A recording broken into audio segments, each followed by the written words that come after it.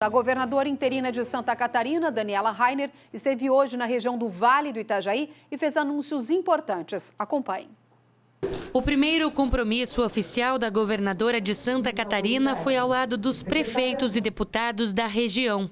Na AMVI, a Associação dos Municípios do Médio Vale do Itajaí, Daniela Rainer anunciou 4.900.000 reais para a conservação estrutural das rodovias. Outros 5 milhões serão repassados para a revitalização da pista do aeroporto Quero-Quero, em Blumenau. 4 milhões que já estavam aportados, mais 5 milhões para o aeroporto, totalizando 9 milhões para o aeroporto de Blumenau, entre outras obras que a gente entregou hoje. Mais de 19 milhões de reais serão disponibilizados para os municípios da região.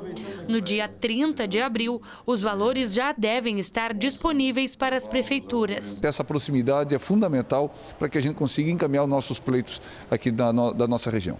A governadora ainda falou sobre as obras de duplicação da BR-470, uma demanda importante para o escoamento da produção do estado e para a diminuição dos acidentes. A gente tem a garantia do governo federal de que as obras andarão e com agilidade, inclusive. Ainda durante a visita à ANVI, a governadora Daniela Rainer falou sobre a SC-108.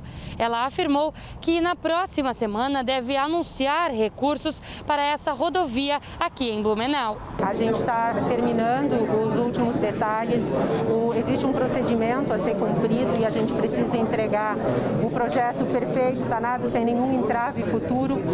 A gente ficou trabalhando até o último minuto aqui para tentar entregar hoje ainda, mas a semana que vem certamente estará pronto o processo da 108. Depois, a governadora seguiu para a Vila Germânica, onde acompanhou o andamento da vacinação. Durante a tarde desta quarta-feira, Daniela cumpriu a agenda no Alto Vale do Itajaí.